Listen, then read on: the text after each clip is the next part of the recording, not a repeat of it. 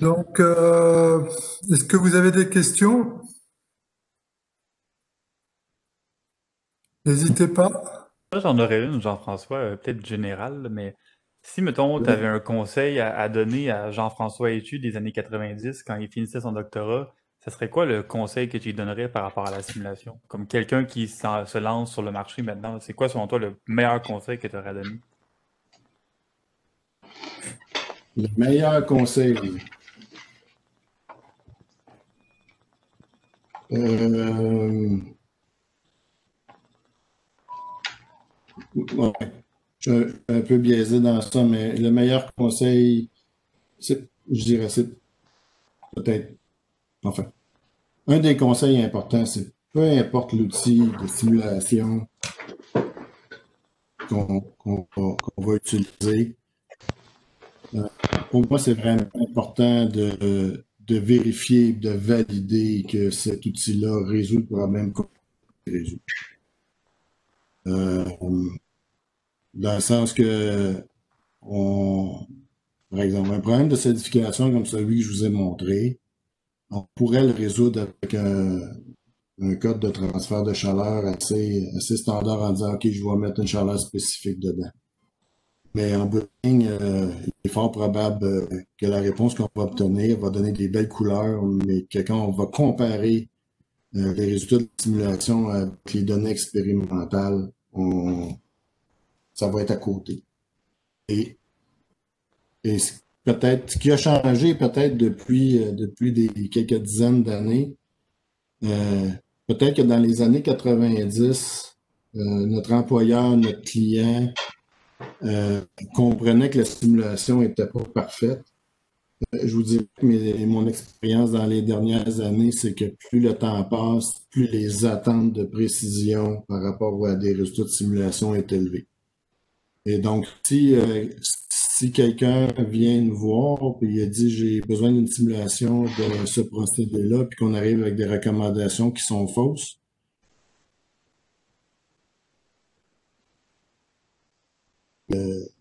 vont être des ordres de grandeur plus grands que ce qui est peut-être été il y a 40 ou 50 ans. Parce qu'ils vont utiliser ces résultats de simulation-là pour prendre des décisions qui coûtent beaucoup de sous. Par exemple, euh, un moule pour faire de la solidification comme ce que je vous ai montré, c'est un outillage fait en acier qui va prendre 6 à 8 semaines de machinage à faire qui va coûter entre 300 et 500 000 dollars. Si la prédiction dit que votre moule, ouais, oui, ça va solidifier comme il faut, puis que dans la vraie vie, ça ne solidifie pas comme il faut, vous imaginez bien que c'est 8 mois de retard sur la production. C'est un demi-million de dollars qui a été mis dans de l'acier qui va aller peut-être au vidange. Hein. Donc, en fait, c'est peut-être pas un bon conseil, mais il faut quand même, je pense, prendre la mesure des décisions qui vont être prises sur les résultats des simulations. Et par conséquent, ça m'amène à- à ne pas minimiser les efforts de vérification et de validation. Que ce soit les conditions limites, les propriétés de matériaux, les hypothèses liées à la géométrie, et ainsi de suite. Euh, c'est peut-être le conseil que je pourrais donner. Il était moins applicable quand je suis sorti de l'université, je te dirais, mais aujourd'hui, que les gens qui sortent au doctorat ou à la maîtrise ou au bac doivent être sensibilisés au fait que les résultats de la simulation vont être utilisés pour prendre des décisions qui peuvent coûter beaucoup d'argent. Est-ce que ça répond à la question? Absolument. Je trouve que c'est vraiment un super bon conseil, là. Je trouve que des fois, avec l'évolution des logiciels commerciaux, il y a plus d'utilisateurs, puis des fois, les gens ont peut-être une confiance plus aveugle là-dedans, là. Fait que je rejoins beaucoup ce que tu viens de dire, là. C'est vraiment un excellent conseil, je pense. J'avais une question. Oui. Est-ce qu'on m'entend? Oui. C'est assez pointu parce que ça tombe très proche de mon sujet de recherche. C'est quand vous avez parlé à la fin, là, il y a la diffusion du fluide avec des fibres, puis là, votre modèle, il prédit l'orientation des fibres localement. Puis là, vous avez été un peu vite que vous trouvez un tenseur de rigidité local dans le solide, dépendamment des orientations. Je suis juste curieux de Oui, savoir c'est quoi l'échelle de cette. Ça, c'est comme une homogénéisation, vous faites? oui. Puis c'est quoi l'échelle? Je m'imagine que ça doit être plus grand que l'échelle de l'élément au sens élément fini. Ça doit être un peu plus grand, mais tu sais, combien vous en. Parce que là, dans chaque, mettons, quelques millimètres OK, carrés, OK. Non, mais donc, OK, il y a peut-être deux éléments ici. Donc, d'une part, euh, les modèles d'orientation de fibre que je vous ai montrés ici, euh, le tenseur AIG, c'est un champ, c'est une variable qui est continue et c'est une approximation statistique de l'orientation. Donc, on suit pas les fibres une à une. On n'est pas dans un modèle explicite où on va, oui, oui, OK. par exemple, on n'est pas dans un modèle de Jeffrey où on va suivre les fibres une à une. On est dans une évaluation statistique. Et par conséquent, on va utiliser aussi un modèle statistique dans l'approximation des propriétés mécaniques dans lequel on va injecter le tenseur d'orientation. Est-ce que vous me suivez? Donc, on ne va pas arriver avec donc, ce que je vous ai présenté ici, la, la, la valeur efficace des composantes du tenseur d'élasticité, c'est un calcul, entre guillemets, c'est un calcul moyen. C'est une valeur statistique, une intégrale sur les longueurs de fibre fois le tenseur d'orientation, pondéré par les propriétés unidirectionnelles de la fibre, parce qu'on est dans une direction, quand le chargement est en direction parallèle à la fibre, on a une propriété. Quand le chargement est perpendiculaire à la fibre, on a une autre propriété, on a une autre valeur plus faible. Et c'est une forme c'est de l'homogénéisation, mais au niveau mathématique, là, on ne le fait pas explicitement fibre à fibre. Est-ce que c'est ça Oui, le sens de oui, votre c'est ça. question? Je m'étais imaginé que vous aviez une description individuelle de où sont les fibres, mais en fait, c'est une description déjà qui est continue, Exact, déjà une moyenne statistique à chaque point. OK. exact. Et enfin, si vous cherchez de l'information, j'ai peut-être quelques références que je pourrais partager avec vous sur les différents modèles qui ont été développés dans cette partie-là. Oui, ça serait fun. Vous pouvez peut-être les mettre dans Vous le chat. avez, c'est ça, vous avez mon courriel, là, et puis envoyez-moi un petit courriel et puis je vais retrouver quelques-unes des références. Je pense que Wilson en vient tout, enfin, je me souviens plus. Mais ça, tout ça est fait dans le continu. Oui, oui, je comprends. Merci. Tout ça est fait dans le continu. On a déjà fait des travaux sur des fibres individuelles qu'on a arrêtées quand on a été confronté à des problèmes où des gens nous demandaient de prédire le dommage ou le prix des fibres. Donc, ce qui se passe, c'est que quand on prend un procédé comme celui-là, les fibres qui ont été le moins sujettes à de la déformation, on se rend compte qu'elles sont plus longues que des fibres qui ont suivi un grand parcours, qui ont eu plein de changements de direction, et ainsi de suite. Et la longueur de fibre a un impact direct sur le comportement mécanique, en particulier sur le comportement en impact. Et là, les gens nous avaient demandé, êtes-vous capable de prédire l'endommagement de la fibre pendant le procédé? Et on a initié des travaux où on avait regardé ça à l'échelle individuelle des fibres, où on avait trouvé qu'il existe en fait des angles critiques dans la courbure de la fibre qui mènent à un bris. Mais honnêtement, je me demande si on l'a même déjà publié, ce travail-là. Mais c'était le seul contexte où on a travaillé sur de la modélisation de fibres individuelles dans des échos.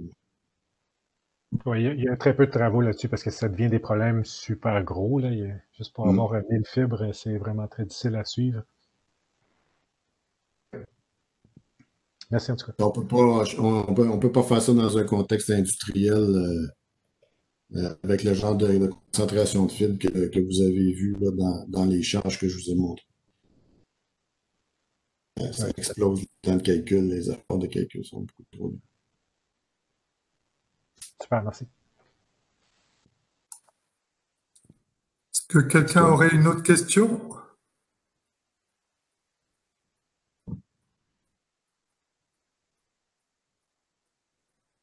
David? I like to mention that we have here an experienced researcher in simulation, so do not hesitate to ask any questions, not necessarily related to the presentation that our guests gave us today, but if you have questions regarding your future career, about what it is working for NRC, well, do not hesitate to ask questions. Okay, so this kind of presentation, I'm talking here to the students mainly, not to other people. But I'm going to ask a question, but in the meantime, I'd like students to think about questions that could be asked to our guests. And thank you, Facundo, for asking a question related to the presentation. Jean-François, peut-être une question. Tu as mentionné que tu n'étais pas capable de capturer la couche limite. Est-ce qu'on pourrait penser, puis là, honnêtement, je te pose la question et j'ai pas la réponse à la question que je te pose. Est-ce qu'une approche multi-échelle avec, je sais pas quel scale bridging on pourrait utiliser pourrait résoudre ce genre de problématique-là? Multi-échelle, potentiellement, mais en fait, c'est on doit résoudre la couche limite sur toutes les surfaces extérieures. Ouais. Et à moins de pouvoir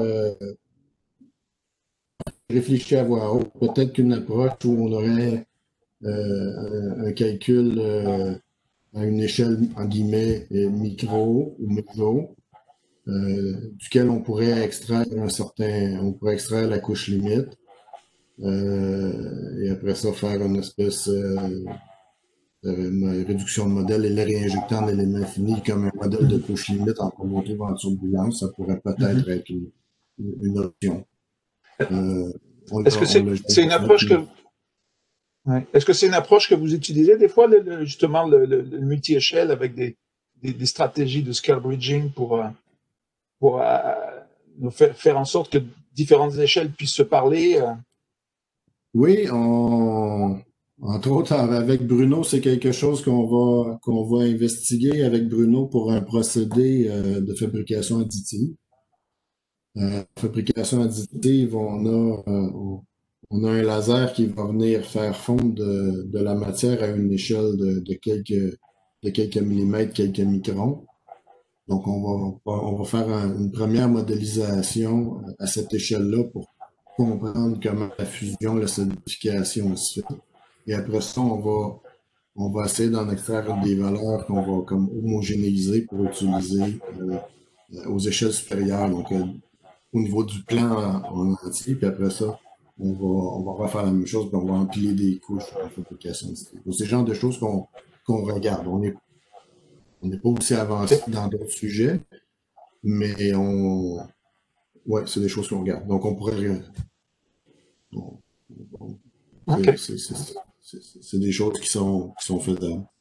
On a déjà essayé de faire des travaux avec des gens en physique où eux faisaient de la dynamique moléculaire et on a déjà fait certains travaux pour coupler la physique qui était capturée en moléculaire pour essayer de le coupler avec des approches de milieu continu au début des années 2000. Mais ça ne fonctionnait pas très bien. On avait travaillé sur des méthodes de décomposition de domaine et puis différentes approches de décomposition de domaine pour essayer de faire du couplage dynamique moléculaire et puis milieu continu. Et puis c'est pas avéré des grands succès. C'était pas très stable. Des phénomènes de réflexion d'ondes dans la mécanique entre les deux types de modèles là, qui faisaient que c'était. On essayait de coller ensemble finalement des choses qui étaient incompatibles. En tout cas, merci pour la présentation. Ouais. Pardon, vas-y Jean-François. Je pense que la première approche, on fait un certain milieu continu, puis là on vient moyenner, puis on l'injecte dans un milieu continu à une échelle plus élevée. est probablement plus garante de succès que ce Mhm. qu'on avait essayé dans les années 2000. Ok. En tout cas, même s'il n'y avait pas une approche multi-échelle de ce que tu nous as présenté, c'est assez intéressant et je dirais même Ah intéressant. Mais, espérons que ça vous a donné des idées et puis sentez-vous libre mais d'adopter ces solutions-là si vous avez ce genre de problème. mhm.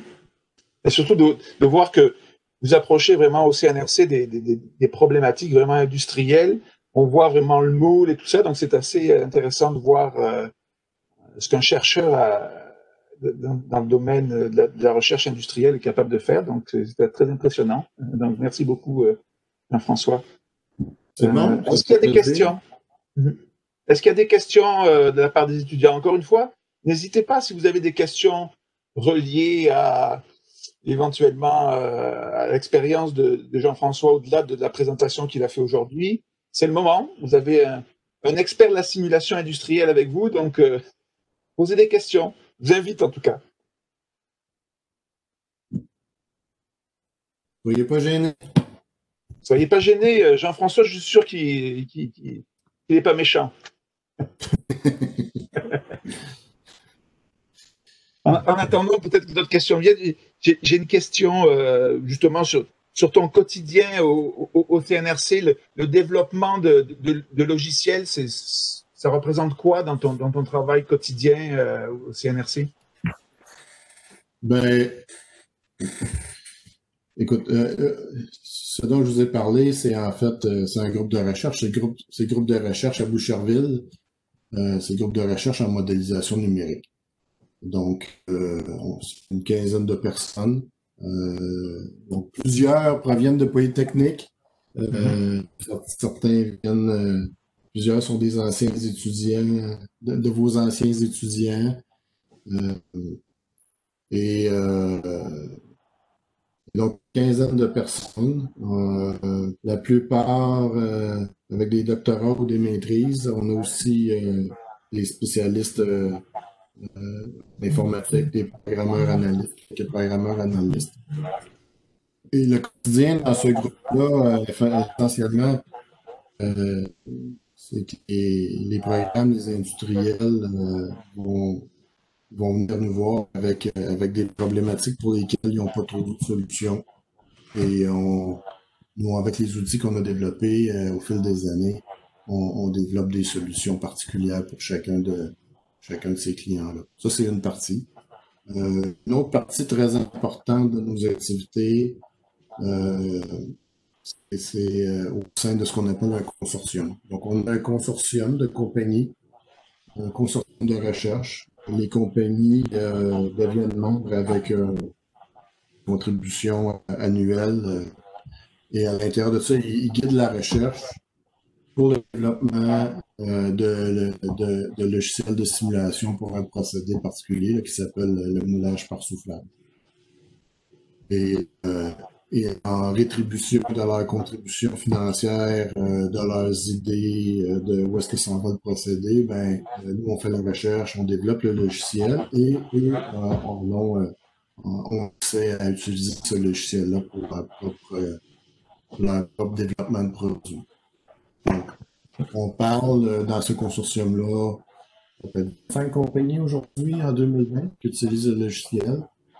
On parle d'un logiciel qui est vraiment unique. Il n'y a aucun autre logiciel qui peut simuler ce procédé-là qui se compare à ce logiciel-là, en grande partie à cause de la recherche qui a été faite, et en fait à cause de l'input qu'on a eu des compagnies. Je vais juste vous donner un exemple. Si vous allez voir votre voiture aujourd'hui, peut-être que vous ne le savez pas, mais le réservoir d'essence est fait en plastique. Donc, il y en a qui ça leur rentre pas dans la tête, mais aujourd'hui, la grande majorité des voitures, pas les voitures hybrides, les électriques, mais encore les voitures normales, là, les voitures à combustion interne, ont des réservoirs d'essence qui sont en plastique. C'est fait par un procédé très spécial où on vient extruder 2 feuilles de polymère, on vient gonfler en partie chacun de ces deux feux-là. Là, toute la mécanique de gestion de l'essence, donc les pompes, l'indicateur de niveau d'essence, tout ça, c'est soudé à l'intérieur d'une des deux parois. Et après ça, ils viennent fermer le réservoir, ils viennent souder tout le. Bon, et le seul logiciel qui permet de simuler ce procédé-là, c'est le logiciel qui a été développé à Boucherville. Et puis, il y a peut-être 7 compagnies dans le monde qui font des réservoirs d'essence pour les voitures. Et il y en a 5 qui travaillent directement avec nous dans le consortium. Ça donne un peu une idée. Ça donne une idée de la qualité de vos travaux. Hein? Ça donne une idée de la qualité de vos travaux. 5 sur 7, c'est pas mal. Ouais, c'est ça. Ben, c'est ça. Ça en a fait beaucoup des réservoirs d'essence par année. Il en sort beaucoup des voitures. C'est effrayant. Mais bon, il y a une partie de ça. Donc, dans le quotidien, ça fait beaucoup de lectures d'articles, beaucoup de programmation. La plupart du temps, comme je vous disais tantôt, c'est de la programmation, c'est du C++, c'est de l'orienté objet, c'est du calcul parallèle, c'est rouler des simulations, faire les comparaisons avec les résultats expérimentaux, comprendre pourquoi c'est bon, pourquoi c'est pas bon, comprendre pourquoi dans un cas ou un autre, la méthode ne veut pas converger. Pourquoi la méthode itérative pour la résolution des matrices n'est pas aussi performante qu'on voudrait. Quel est l'impact du parallélisme sur, par exemple, l'efficacité des préconditionneurs. C'est toutes des genres de choses sur lesquelles on travaille sur une base quotidienne.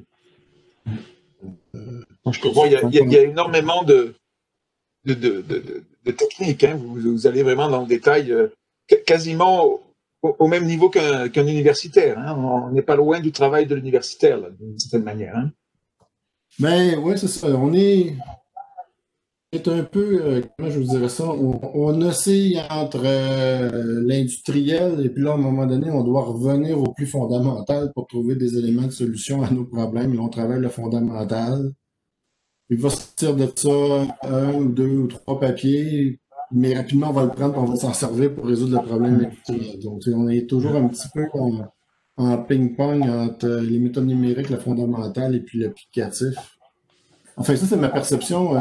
Bruno, qui a travaillé quelques années avec nous, peut peut-être rajouter son grain de sel sur comment c'était son expérience de travail au CNRC. Mais c'est ça. Et puis là, d'autre part, moi, de mon côté, ça fait déjà quelques années comme chef de programme que j'ai un petit peu moins les mains dans le programme. Là. Et, enfin, je dis ça.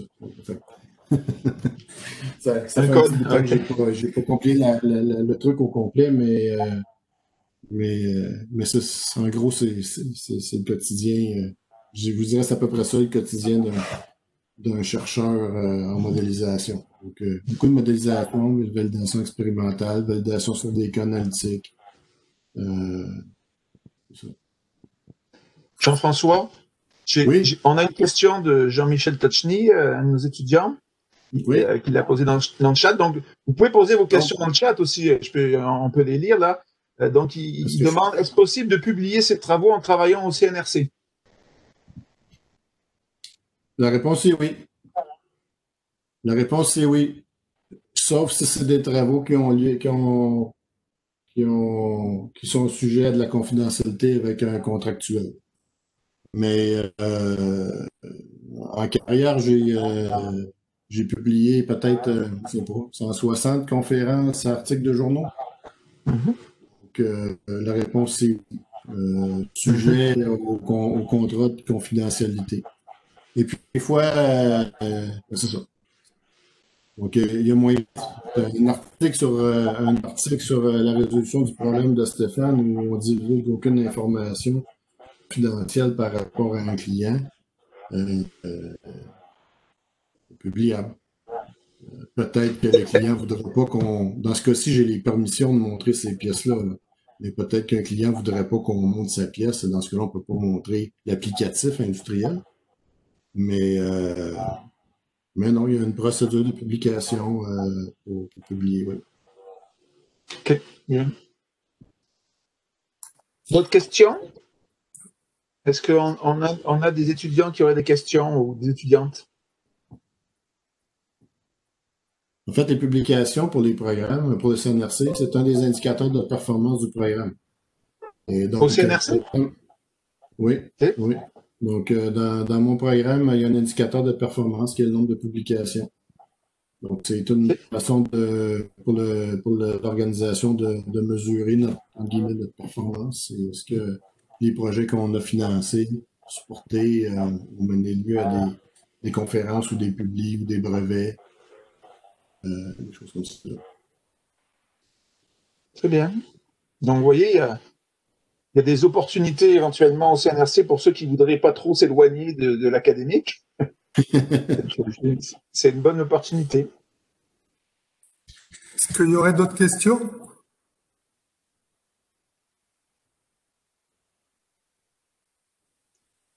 Bon. Donc, si personne n'a d'autres questions, ben, on peut remercier chaleureusement Jean-François pour sa présentation. Et Merci Jean-François. Bon, ben, merci pour l'invitation. Merci, J'espère que merci. vous avez appris quelque chose aujourd'hui. Tout à fait, c'était très impressionnant. Merci beaucoup. Merci beaucoup.